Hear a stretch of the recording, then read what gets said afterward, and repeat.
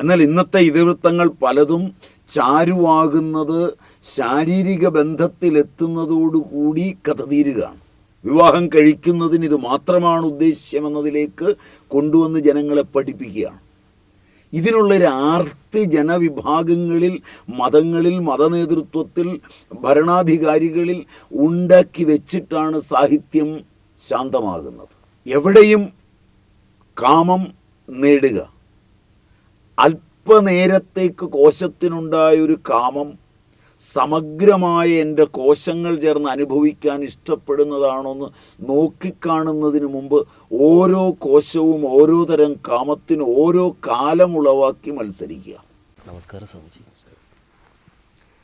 സ്വാമിജി, കഴിഞ്ഞ ദിവസം നമ്മൾ ഒരു അന്യതാകാമത്തിൻ്റെ ഒരു അധികാര കേന്ദ്രങ്ങളിലും സമൂഹത്തിലും വ്യക്തികളിലും ഇങ്ങനെ അടിച്ചമർത്തപ്പെട്ടു എന്ന നിലയിൽ നിയമവ്യവസ്ഥകൾ ഉണ്ടാക്കുമ്പോൾ ഉണ്ടാകുന്ന അന്യതാകാമത്തിൻ്റെ ഒരു ആരോഗ്യ മേഖലയിലേക്കാണ് നമ്മൾ പോയത്.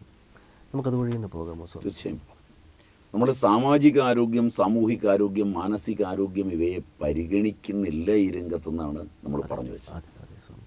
നിയമങ്ങളെയും സദാചാരങ്ങളെയും ഒക്കെ മാത്രമേ നമ്മൾ പരിഗണിക്കുന്നുള്ളൂ. മൃഗങ്ങളെ സംബന്ധിച്ച് നമ്മൾ പറഞ്ഞു, പ്രകൃതിയും കാലവും അവരിൽ ഒരുക്കുമ്പോൾ അവ സ്വച്ഛന്തമായി ഏർപ്പെടുകയാണ് ചെയ്യുന്നത്.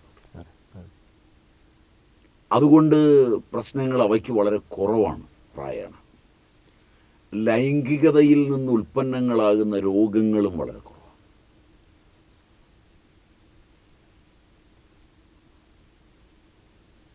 അതിലൈംഗികത ഉൽപ്പന്നമാക്കുന്ന സാമൂഹിക പ്രശ്നങ്ങൾ ആധുനിക വിദ്യാഭ്യാസത്തിന് ശേഷം മനുഷ്യനിൽ വളരെ കൂടുതലാണ്.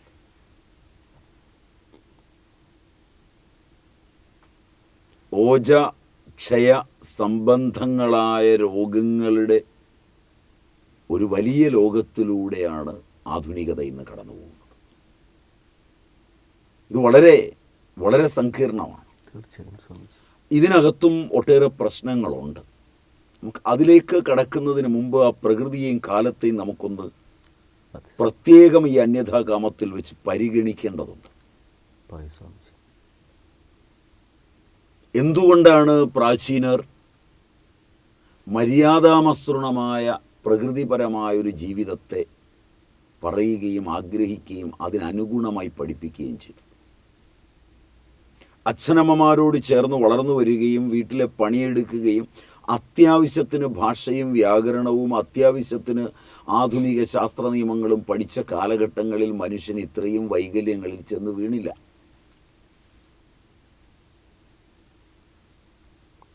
സ്വാതന്ത്ര്യത്തെക്കുറിച്ച് പഠിക്കുകയും പുതിയ മാധ്യമങ്ങൾ രംഗപ്രവേശം ചെയ്യുകയും പുതിയ സിനിമകളും പുതിയ ചിന്തകളും വരികയും അവിടെയെല്ലാം കാമം പ്രേമമായി അവതരിപ്പിക്കുകയും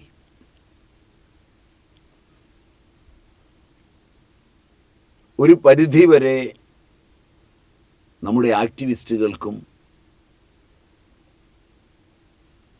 നമ്മുടെ സിനിമ, നാടകം, സാഹിത്യം, കല മുതലായവയിൽ സംവിധായകർ, നിർമ്മാതാക്കൾ, സ്ക്രിപ്റ്റ് എഴുതിയവർ, അഭിനേതാക്കൾ മുതലായവർക്ക് കാമത്തിൻ്റെയും പ്രേമത്തിൻ്റെയും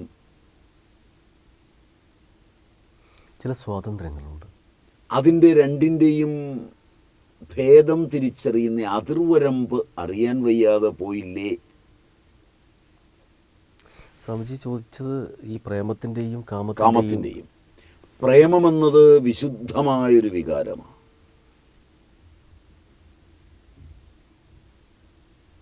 പ്രേമം സാർവലൗകികമാണ്. വിശുദ്ധ പ്രേമത്തിൻ്റെ വഴിത്താരയിലൂടെ കൂട്ടിക്കൊണ്ടുപോയി കാമത്തെ ലക്ഷ്യമാക്കി അവതരിപ്പിക്കുമ്പോൾ, ആനന്ദത്തെ ലക്ഷ്യമല്ലാതെ അവതരിപ്പിക്കുമ്പോൾ സംജാതമാകുന്ന ഒരു ഭീകരതയല്ലേ ഇവ ആധുനിക വിദ്യാഭ്യാസത്തിൽ നൽകിയത്? ഇതൊരു ചോദ്യമാണ് സ്വാമിജി. അല്ല, അങ്ങനെ സ്വാമിജി ചോദിക്കുമ്പോൾ നമ്മൾ നിശബ്ദമാകുന്നത്, നമ്മൾ ഇങ്ങനെ ഒരു മിന്നലാട്ടം പോലെ ഇതിലൂടെ കടന്നു പോകുമ്പോൾ സ്വാമിജിയുടെ ചോദ്യം വളരെ പ്രസക്തമാണ് എന്ന് തോന്നുന്നു. വളരെ ആസൂത്രിതമായ കോർപ്പറേറ്റുകൾ, വളരെ ആസൂത്രിതമായ ചാനലുകൾ, വളരെ ആസൂത്രിതമായി രംഗപ്രവേശം ചെയ്ത കാമത്തെ കച്ചവടമാക്കാവുന്ന പാശ്ചാത്യ സംസ്കൃതി ലോകത്തെമ്പാടും അതിൻ്റെ കൈവിരിച്ച് വിശുദ്ധ പ്രേമത്തെ മാർഗവും കാമത്തെ ലക്ഷ്യവുമാക്കി അവതരിപ്പിച്ച് വികലമായൊരു വിദ്യാഭ്യാസം കൊണ്ട് ലോകത്തെ അനാരോഗ്യകരമായൊരു രംഗവേദിയിലേക്ക് മാറ്റുകയും അതിനനുഗുണമായ വൈദ്യ വ്യവസായവും അതിനനുഗുണമായ വിദ്യാഭ്യാസ വ്യവസായവും അതിനനുഗുണമായ മതവ്യവസായവും ലോകത്ത് വളർത്തിയെടുത്ത് കഴിഞ്ഞിട്ടുണ്ടോ എന്നാണ് ചെറുപ്പക്കാർ ഇരുന്ന് ആലോചിച്ച് പഠിക്കേണ്ടത്. ഭാസനാടകങ്ങളും മറ്റും വായിക്കുമ്പോൾ നമുക്കിത് ബോധ്യമാവും. വാസവദത്തവും യൗഗന്ധരായണവും ഒക്കെ, വാസവദത്ത എന്നത് ഉദയന മഹാരാജാവിൻ്റെ പ്രിയ പത്നിയാണ്, പട്ടമഹിഷിയാണ്. ഉദയന മഹാരാജാവിൻ്റെ സാമ്രാജ്യത്തിന് തൊട്ടടുത്ത സാമ്രാജ്യവുമായുള്ളൊരു ബന്ധം കൊണ്ട് അവിടുത്തെ ഒരു രാജകുമാരിയെ ഉദയന മഹാരാജാവ് വിവാഹം കഴിച്ചാലാണ് രാജ്യങ്ങൾ തമ്മിലുള്ള യുദ്ധവും പ്രശ്നങ്ങളും അസ്തമിക്കുകയും അവിടുത്തെ ജനതയ്ക്ക് ശാന്തമായി ജീവിക്കുവാൻ പറ്റുകയും ചെയ്യുക എന്ന് യൗഗന്ധരായണൻ എന്ന മന്ത്രി കണ്ടെത്തുകയാണ്. കഥയുടെ തുടക്കം അവിടെയാണ്. ഇയാൾ രാജാവും രാജപത്നിയും ഒന്നിച്ചു പോയ ഒരു സമയത്ത് രാജാവിൻ്റെ എല്ലാം മറന്ന് വായിക്കുന്ന ഓടക്കുഴലും കൂടെ ഉണ്ടായിരിക്കുമ്പോൾ രാജ്യഭരണമൊക്കെ മന്ത്രിമാരും മറ്റുള്ളവരും ചെയ്യുമ്പോൾ സുഖലോലുപനായിരിക്കുന്ന ചക്രവർത്തി പട്ടമഹിഷിയോടും പട്ടമഹിഷിക്ക് അപ്പുറം ഒന്നുമില്ലെന്നുള്ള വിശ്വാസത്തോടും തൻ്റെ ഓടക്കുഴലിനോടുമൊക്കെ ചേർന്ന് വനത്തിലേക്ക് പോയ സമയത്തുണ്ടായൊരു കാട്ടുതീയിൽ വെച്ച് ഭാര്യ മരിച്ചു പോവുകയും ഓടക്കുഴൽ നഷ്ടമാവുകയും ഇയാൾ ഒറ്റയ്ക്ക് തിരിച്ചു വന്ന് ദുഃഖിതനായി കഴിയുകയുമാണ് മാസങ്ങൾ.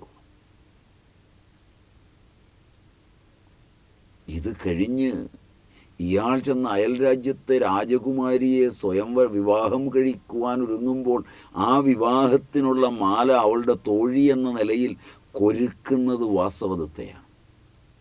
മരിച്ചിട്ടില്ല അവൾ. മന്ത്രി പറഞ്ഞ പരിപാടിയിൽ ഇവൾ അവിടെ പോയി തോഴിയായി കൂടുകയാണ് ആദ്യ ദിവസം മുതൽ. അതിന് കൊരുക്കുന്ന മാല കൊരുക്കുമ്പോൾ ഒരിക്കൽ പോലും വൈധവ്യം വരില്ലാത്ത രീതിയിൽ മാല കൊരുക്കുന്നതിനെ പറ്റി പറയുന്നൊരു വാക്കുപോലും രൂപാന്തരപ്പെടുമ്പോൾ ഒരു രാജാവിൽ രാജപത്നിക്കുള്ള കാമം വികസിച്ച് മറ്റൊരു രാജകുമാരിയെ കൂടി രാജ്യത്തിൻ്റെയും പ്രജകളുടെയും തൻ്റെ രാജാവിൻ്റെയും നന്മയ്ക്ക് സപത്നിയായി മത്സരമില്ലാതെ സ്വീകരിക്കാൻ മാല കൊരുക്കുന്ന ഒരു പ്രേമത്തിലേക്ക് വികസിപ്പിക്കുകയാണ് സ്വപ്നവാസവദത്തത്തിൽ ഭാസൻ ചെയ്യുന്നത്. ഇതിവൃത്തം ഇങ്ങനെ രൂപാന്തരപ്പെടുത്തുകയും കണ്ടുപിടിക്കുകയും അതിനനുഗുണമായി കൊണ്ടുപോവുകയും ചെയ്യുമ്പോഴെല്ലാം കാമത്തെ മാറ്റിവെച്ചുകൊണ്ടുള്ള നിഷ്കപടവും നിഷ്കളങ്കവുമായ ഒരു പ്രേമത്തിലൂടെയാണ് ഇതിവൃത്തം കൊണ്ടുപോകുന്നത്. മനസ്സിലായില്ല? അതിൻ്റെ ലക്ഷ്യം പരമമായ പ്രേമമാണ്. തീർച്ചയായും ഇത് ശാരീരിക കാമങ്ങളുടെയോ ശാരീരിക പ്രശ്നങ്ങളുടെയോ ഒരു ലോകത്തെ കല്ല അനുവാചകനെ കൊണ്ടുപോകുന്നത്. അതെ സ്വാമിജി. എന്നാൽ ഇന്നത്തെ ഇതിവൃത്തങ്ങൾ പലതും ചാരുവാകുന്നത് ശാരീരിക ബന്ധത്തിലെത്തുന്നതോടുകൂടി കഥ തീരുകയാണ്. ശരിയല്ല? ശരിയാണ് സ്വാമിജി. വിവാഹം കഴിക്കുന്നതിന് ഇത് മാത്രമാണ് ഉദ്ദേശ്യമെന്നതിലേക്ക് കൊണ്ടുവന്ന് ജനങ്ങളെ പഠിപ്പിക്കുകയാണ്. ഇതിനുള്ളൊരു ആർത്തി ജനവിഭാഗങ്ങളിൽ, മതങ്ങളിൽ, മതനേതൃത്വത്തിൽ, ഭരണാധികാരികളിൽ ഉണ്ടാക്കി വെച്ചിട്ടാണ് സാഹിത്യം ശാന്തമാകുന്നത്. ആക്ഷേപം ശരിയുണ്ടോ എന്ന് ഒരു ആക്ഷേപമല്ല സ്വാമിജി, അതൊരു പരമമായ സത്യമാണ്. അപ്പോൾ ഇങ്ങനെ പോകുന്ന ഒരു പോക്കിൽ എവിടെയും കാമം നേടുക, അല്പനേരത്തേക്ക് കോശത്തിനുണ്ടായൊരു കാമം സമഗ്രമായ എൻ്റെ കോശങ്ങൾ ചേർന്ന് അനുഭവിക്കാൻ ഇഷ്ടപ്പെടുന്നതാണോന്ന് നോക്കിക്കാണുന്നതിന് മുമ്പ് ഓരോ കോശവും ഓരോ തരം കാമത്തിന് ഓരോ കാലം ഉളവാക്കി മത്സരിക്കുക.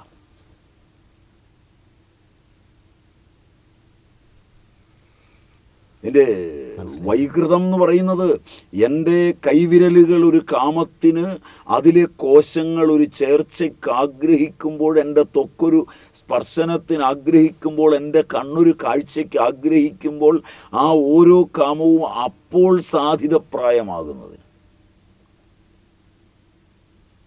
മറിച്ചതൊരു കാമമാണെന്നും അതിനെ എങ്ങനെ പരമപ്രേമത്തിലേക്ക്, എൻ്റെ ഉള്ളിലിരിക്കുന്ന ആത്മപ്രേമത്തിലേക്ക് വികസിപ്പിച്ചെടുത്ത് വിഷയമില്ലാതെ വികസിച്ച് നിൽക്കുന്നിടത്ത് സാർവലൗകികമാക്കി തീർക്കണമെന്ന് ക്ഷമയോടുകൂടി അനുനയപൂർവം കൊണ്ടുപോയി ഈ കോശങ്ങളെ സംയോജിപ്പിച്ച് അത് അനുഭവിച്ച് ആസ്വദിച്ച് നിൽക്കാൻ വ്യക്തിയുടെ ബോധത്തെ വളർത്തിയെടുക്കുന്ന വിധം വിദ്യാഭ്യാസം സകലമാകുന്നില്ല.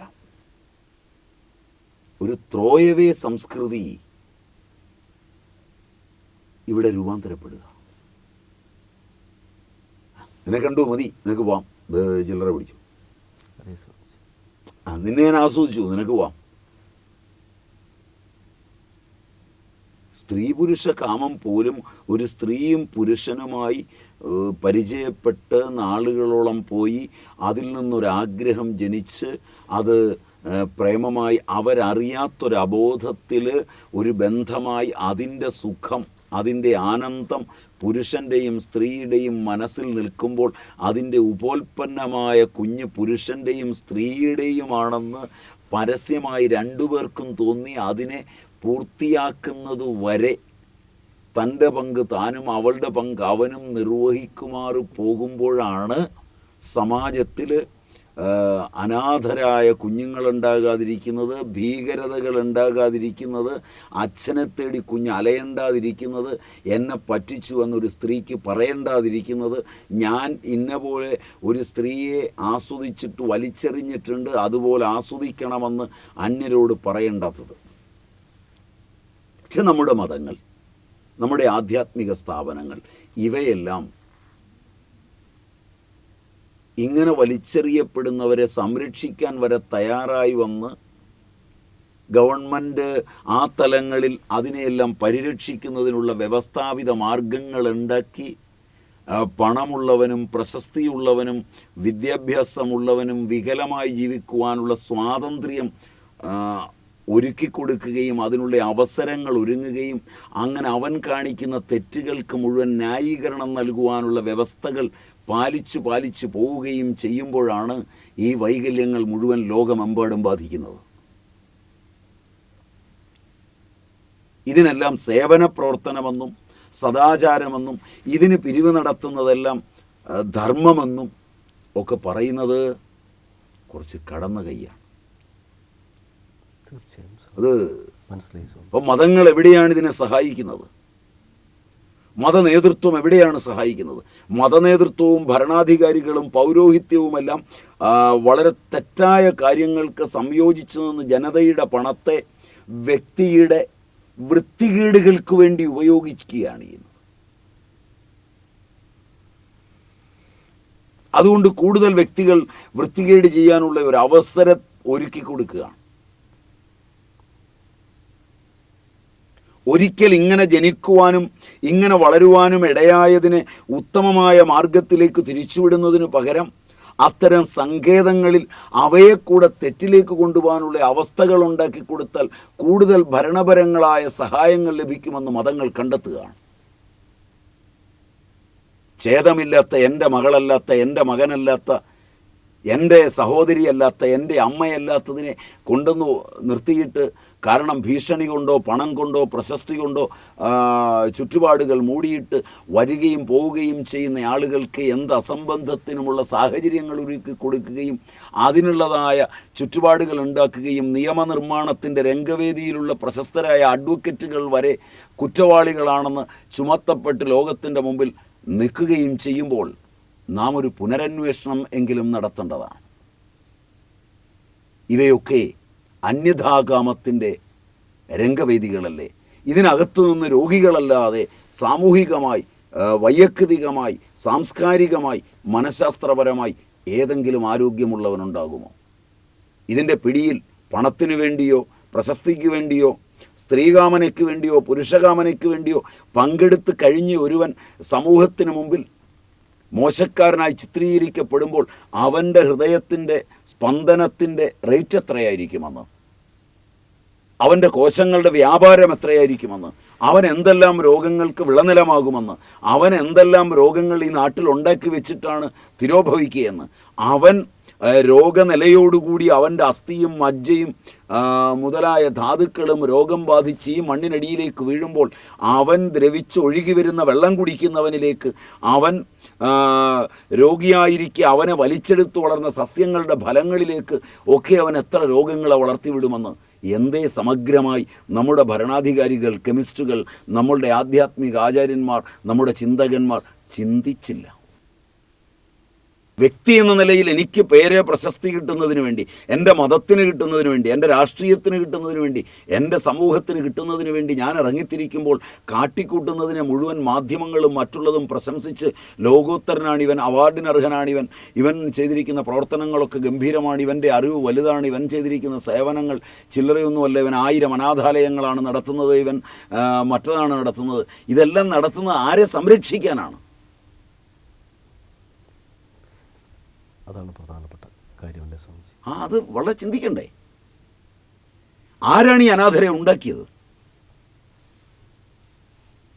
ഒരു ഭാഗത്ത് അനാഥരെ സൃഷ്ടിക്കുകയും മറ്റൊരു ഭാഗത്ത് അതിനുള്ള എല്ലാ ഒത്താശയും ചെയ്തു കൊടുക്കുകയും അതിന് വളരെ പരസ്യമായി ലോകം അറിയുമാറ് എല്ലാ കുഴപ്പങ്ങളും ചെയ്തു വെക്കുകയും അത് കഴിഞ്ഞ് ഇപ്പുറത്ത് അതിനെയൊക്കെ സംരക്ഷിക്കുന്നുണ്ടെന്ന് വരുത്തി അതും കൂടെ നിലനിർത്തുകയും ചെയ്യുന്ന മതങ്ങളും ഭരണാധികാരികളും എല്ലാം ചേർന്നുള്ള അതിവിഷലിപ്തമായൊരു കൂട്ടുകെട്ട് ഇന്ന് ഇന്ത്യയിലുണ്ട്. ഇത് വിനാശത്തിൻ്റെ ചക്രവാളമാണ്. ഇത് നമ്മുടെ വായു ദൂഷിക്കാൻ, നമ്മുടെ വെള്ളം ദൂഷിക്കാൻ, നമ്മുടെ ഭൂമി ദൂഷിക്കാൻ, നമ്മുടെ കാലം ദൂഷിക്കാൻ കാരണമാണ്. അത് കണക്ക് കൂട്ടിയെടുക്കുമ്പോഴാണ് സർവനാശകരമായ അന്യഥാകാമത്തിൻ്റെ വലിപ്പം നമ്മൾ തിരിച്ചറിയുക. അത് തീർച്ചയായും സ്വാമിജി നല്ലപോലെ ശ്രദ്ധിച്ച് നല്ലപോലെ നോക്കിയാലാണ് കാണുക. ഭരണാധികാരികളെ സ്വാധീനിക്കുമ്പോൾ ഏതെങ്കിലും മതത്തിൻ്റെ, ഏതെങ്കിലും ജാതിയുടെ, ഏതെങ്കിലും വർഗത്തിൻ്റെ, ഏതെങ്കിലും വ്യക്തിയുടെ ഒക്കെ സ്വാധീനമില്ലാതെ ഭരണാധികാരികളോ നിയമജ്ഞരോ ഉണ്ടാവില്ല എന്ന് ജനങ്ങൾ പറഞ്ഞു തുടങ്ങിയിരിക്കുന്നു. നിഷ്പക്ഷത എന്നുള്ളത് മുയലിൻ്റെ കൊമ്പായി മാറിയിരിക്കുന്നു. ഇല്ലാത്ത കൊമ്പ്.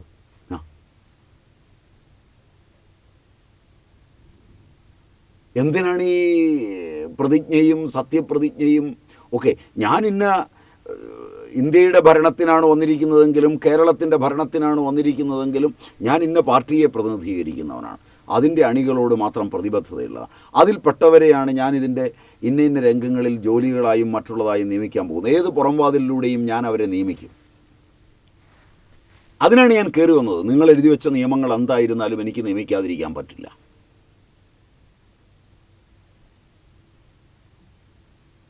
വളരെ സത്യസന്ധമായി പറഞ്ഞിട്ട്, ഞാൻ ഇന്ന ജാതിയെ പ്രതിനിധീകരിക്കുന്നവനാണ്,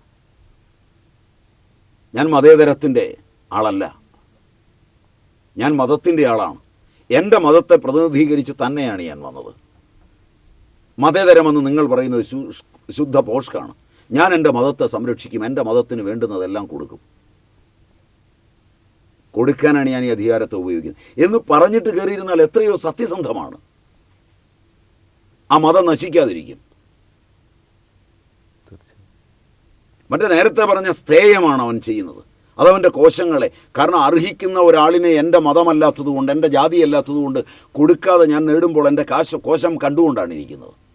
ആ കോശം നാളെ മക്കളായി വന്നു കഴിഞ്ഞാൽ അത് മഹാരോഗിയായി മാത്രമേ തീരുകയുള്ളൂ. അതുകൊണ്ട് ഞാൻ എന്തിനാണ് വന്നിരിക്കുന്നത് എൻ്റെ മതത്തെ പ്രതിനിധീകരിച്ചാണ് വന്നിരിക്കുന്നത്, എൻ്റെ ജാതിയെ പ്രതിനിധീകരിച്ചാണ് വന്നിരിക്കുന്നത്, എൻ്റെ രാഷ്ട്രീയ പാർട്ടിയെ പ്രതിനിധീകരിച്ചാണ് വന്നിരിക്കുന്നത്. ഇതിനെയെല്ലാം ഭാഗികമായി പ്രതിനിധീകരിക്കുമ്പോഴും ഞാൻ എൻ്റെ കുടുംബത്തെയും എൻ്റെ ഭാര്യയെയും മക്കളെയും പ്രതിനിധീകരിച്ചാണ് വന്നിരിക്കുന്നത്. പരമപ്രാധാന്യം എൻ്റെ മകനും മകൾക്കും എൻ്റെ ഭാര്യയ്ക്കും അച്ഛനുമുള്ളതാണ്. അതിന് നിങ്ങൾ മാധ്യമങ്ങൾ എഴുതിയിട്ട് കാര്യമില്ല, നിങ്ങൾ എതിർത്തിട്ട് കാര്യമില്ല. ലോകത്തിലെല്ലാ മനുഷ്യനും ജീവിക്കുന്നത്, ഗൃഹസ്ഥനായി ജീവിക്കുന്നത് അവന് വേണ്ടിയാണ്. ഒരു അധികാരത്തിലേക്ക് കയറിയാൽ ആദ്യം എൻ്റെ ആൾക്കാർക്ക് വേണ്ടിയാണ് ഞാൻ നോക്കുക. അത് ഞാൻ ചെയ്തിരിക്കും. കൊള്ളിക്കരുതാഴിയൊന്നും അല്ലാതെ കാണിച്ചിട്ട് നിങ്ങൾക്ക് ഇഷ്ടമുണ്ടെ ഇരുത്തിയാൽ മതി. നിങ്ങൾക്ക് പറ്റുമെങ്കിൽ എന്നെ വലിച്ചു താഴിട്ടുള്ളൂ. എന്നെ ഇരുത്തിയാൽ ഞാൻ ഇങ്ങനെയാണ് ചെയ്യുക. കാരണം ഞാൻ യേശുക്രിസ്തുവും മഹാത്മാഗാന്ധിയൊന്നുമല്ല, ഞാൻ ഒരു മനുഷ്യനാണ്.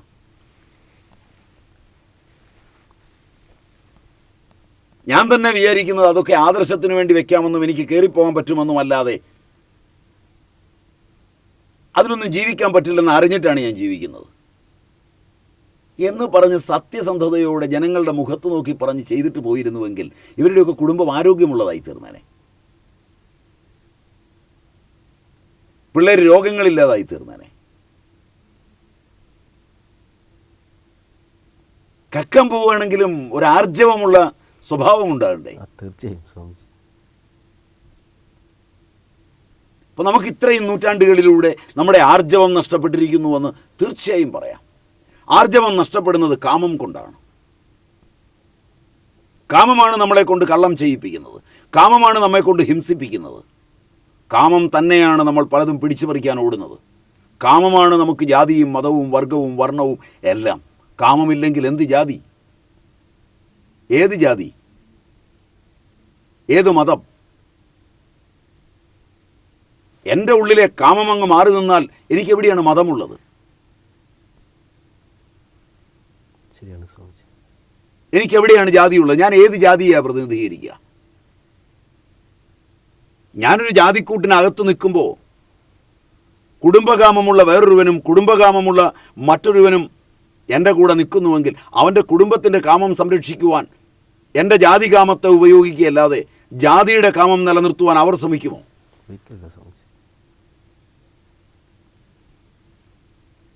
ഞാനും എൻ്റെ ചേട്ടനാണെന്ന് പറഞ്ഞ് മറ്റൊരുത്തനും, അയാൾ പ്രസിഡന്റ്, ഞാൻ വൈസ് പ്രസിഡന്റ്, അയാൾക്ക് വേണ്ടിയാണ് ഞാൻ ജീവിക്കുന്നത്, അയാളെ നിലനിർത്തുന്നത് ഞാനാണ്. ഒരു സുപ്രഭാതത്തിൽ ആ ചേട്ടാ തൽക്കാലം മാറി നിൽക്ക്, ഇപ്പോൾ അധികാരത്തിലേക്ക് മത്സരിച്ച് എൻ്റെ മകൾ വന്നിരിക്കുന്നു, അവളെടുക്കുന്ന തീരുമാനങ്ങൾക്ക് എനിക്ക് യോജിച്ചേ പറ്റുള്ളൂ. നമ്മുടെ പ്രസ്ഥാനത്തിനകത്ത് ഇപ്പോൾ ഓഫീഷ്യൽ ഡ്യൂട്ടി മുഴുവൻ നോക്കുന്നത് എൻ്റെ മോളാണ്. അവൾ എന്നോട് പറഞ്ഞിരിക്കുന്നു ചേട്ടനൊന്ന് അവധിയെടുക്കാൻ, ഇല്ലേ ചേട്ടൻ നാറും. അവൾ അതിനുള്ള തെളിവുകളും കൊണ്ട് കാണിച്ചിരിക്കുന്നു. ഇവിടെ ജാതിക്ക് വേണ്ടി ഞാൻ നിൽക്കുമോ, എൻ്റെ കുടുംബത്തിന് വേണ്ടി നിൽക്കും. അപ്പോൾ പ്രാഥമികമായി എനിക്ക് വേണ്ടി കാമം. കാമം എല്ലാവരിലും ആരംഭിക്കുന്നത് വ്യക്തിഗതമെന്ന നിലയിൽ അവന് വേണ്ടി, അവൻ്റെ പേര്, അവൻ്റെ പ്രശസ്തി, അവൻ്റെ ആവശ്യങ്ങൾ, അതിലൊന്നുപോലും മുടങ്ങാത്തതിൽ സുരക്ഷിതമാക്കി നിർത്തിയിട്ടാണ് കാമം ആദ്യം കളിക്കുക.